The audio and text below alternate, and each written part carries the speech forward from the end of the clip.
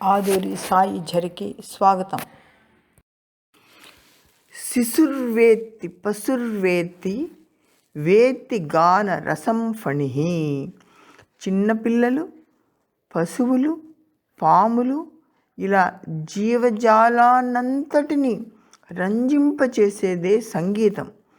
ఆ సంగీతంలో లీనమై మైమరచి భగవంతుని స్తుతిస్తూ ఆయనను ఆ గాన మాధుర్యంతో పరవశింపచేయగలగడం వాగ్దేవి ఆశీర్వాద బలము, ఆమె వరమును.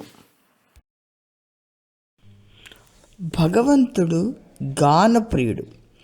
పసితనం నుండే పాటలు పాడించి తన గాన మాధుర్యాన్ని ప్రకటించిన సాయినాథుడు సంగీత కళాకారులను ఎంతోమందిని తన దరికి చేర్చుకొని ఆదరించారు.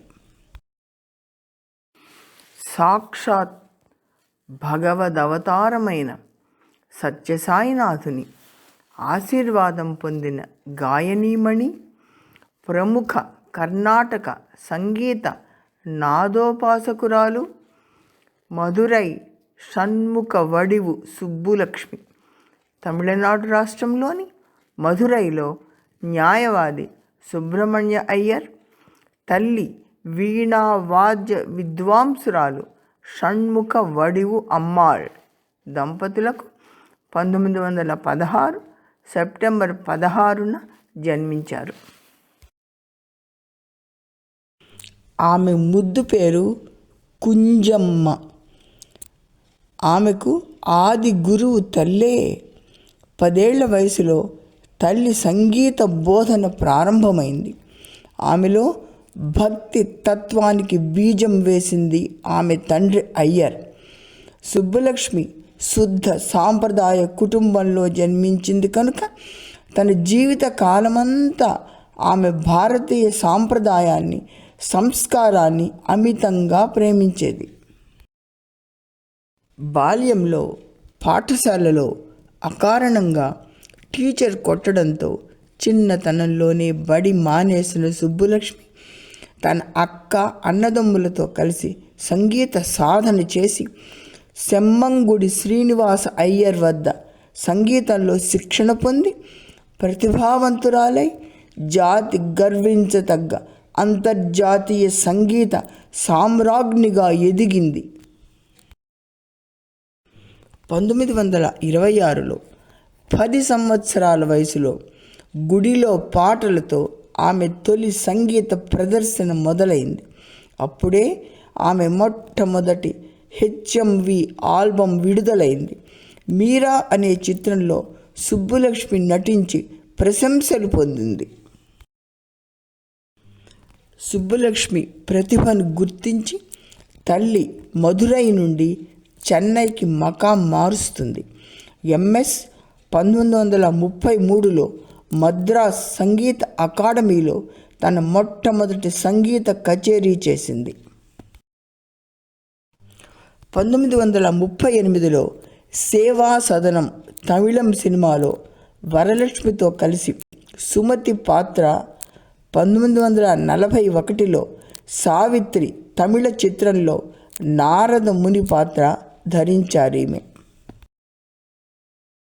తన గురువు ఆనంద వికటన్ పత్రిక సీనియర్ ఎగ్జిక్యూటివ్, స్వాతంత్ర సమరయోధుడు త్యాగరాజన్ సదాశివంతో 1940లో ఆమె ప్రేమ వివాహం అయింది. తమిళ సినిమాలో గాయనిగా ప్రేక్షకుల మనసులు దోచుకుంది. 1940వ సంవత్సరంలో శకుంతలై అనే తమిళ సినిమాలో ఆమె తొలిసారిగా గాయక నటిగా ప్రశంసలు పొందింది. 1945లో మీరా చిత్రం హిందీలో విడుదలై విజయవంతమై సుబ్బులక్ష్మి పేరు భారతదేశమంతా సుపరిచితమైంది.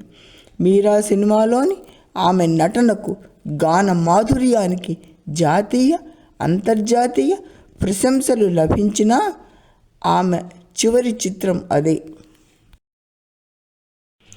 10 భాషల్లో ఎన్నో కృతులను కీర్తనలను, శాస్త్రీయ లలిత గీతాలను, భజనలు, జానపద గేయాలు, మరాఠీలో అభంగాలు, దేశభక్తి గేయాలు పాడారీమె. స్పష్టమైన భాషా నుడికారంతో భావయుక్తంగా ఆలపించడం సుబ్బలక్ష్మి ప్రత్యేకత. శృతి, లయ, ఆలాపనలతో పాటు భావాన్ని, భక్తిని సమపాళ్లలో వ్యక్తీకరించడంలో పామరులు సైతం ఆమె గానానికి ఆనందించేవారు. ఈమె పొందిన అవార్డులు, రివార్డులు. ఈమె భారతదేశ అత్యున్నత పౌర పురస్కారమైన భారతరత్న పురస్కారాన్ని, ఆసియా నోబెల్ ప్రైజ్గా పరిగణించే రామన్ మెగసెసే పురస్కారం పొందిన తొలి భారతీయ సంగీత కళాకారిణి. భగవాన్ శ్రీ సత్యసాయిబాబా కంచి పరమాచార్య భక్తురాలు ఈమె. ఆమె భర్త పత్రికా నిర్వహణలో నష్టం వచ్చి ఆస్తులన్నీ అమ్ముకొని అప్పులు తీర్చి పేదరికంలో ఉన్నప్పుడు తిరుమల తిరుపతి దేవస్థానం వారికి తెలియపరిచి ఆమెచే వెంకటేశ్వర సుప్రభాతం కృతులు పాడించారు. అయితే ఆమె ఆ సొమ్ము తీసుకొని నిరాకరించి కొద్ది సొమ్మును మాత్రమే ఫిక్స్డ్ డిపాజిట్ చేయటానికి అంగీకరించిన త్యాగమూర్తి.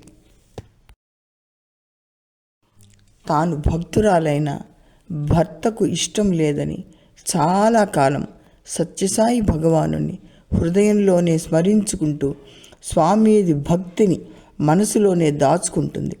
అతని పార్శ్వపు నొప్పి కేవలం స్వామి దర్శనంతో తగ్గిపోయాక ఆయన స్వామి భక్తుడవుతాడు.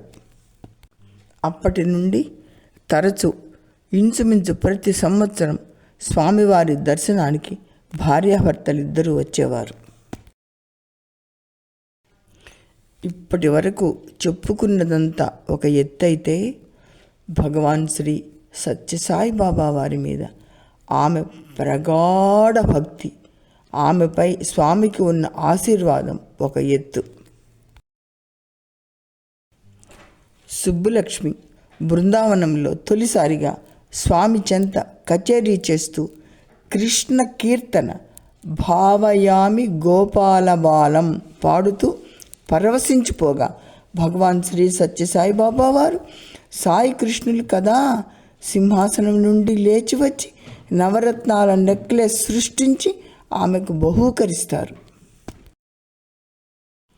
సత్యసాయి బాబా వారి మీద ఆమెకున్న భక్తికి నిదర్శనంగా స్వామి ఆమె మహిళా దినోత్సవాన ప్రశాంత నిలయానికి వచ్చినప్పుడు స్వామి సన్నిధిలో పైకి ఎక్కటానికి స్వామివారు సింహాసనం నుండి లేచి స్టేజ్ ఎక్కను ఆమెకు చేయి అందించారంటే ఆమె భక్తి ఎంత గొప్పదో వ్యక్తమవుతున్నది కదా.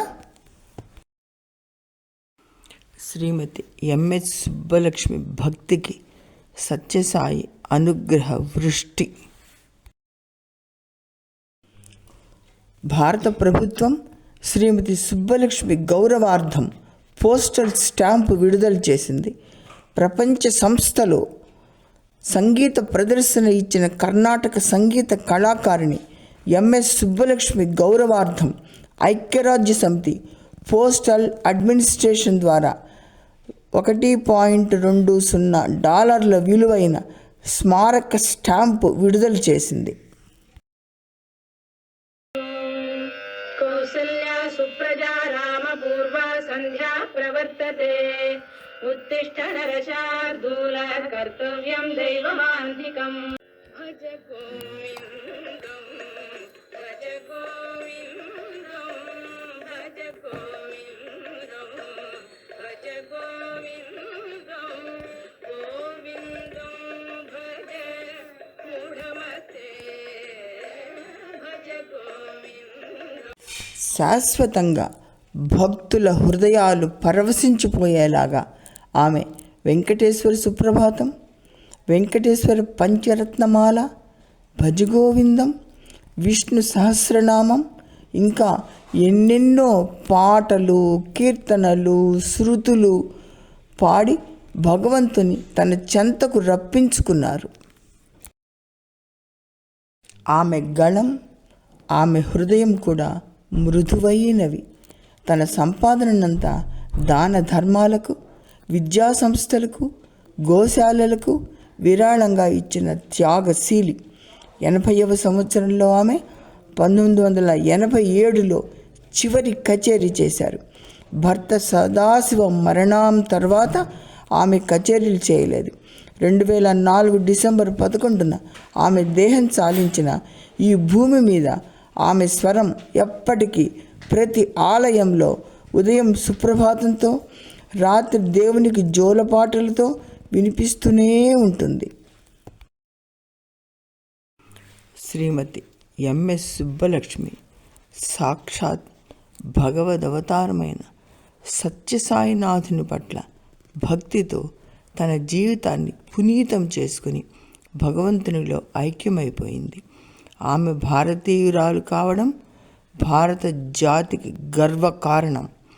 ప్రతినిత్యం అనేక మంది భక్తులు ఉదయాన్నే ఆమె పాడిన సుప్రభాతంతో నిత్య కృత్యాలు మొదలెడతారంటే ఇది ఆమె భక్తికి, సరస్వతీ మాతకు ఆమె పట్ల ఉన్న ఆశీర్వాదానికి ప్రతీక. జై సాయిరామ్. జై సాయిరామ్. ఓం శ్రీ సాయిరామ్. భగవాన్ శ్రీ సత్యసాయిబాబా వారి పాద పద్మములకు భక్తితో అంకితం. సత్యసాయి పాదార్చిత ఆదూరి హైమావతి శ్రీనివాసరావు.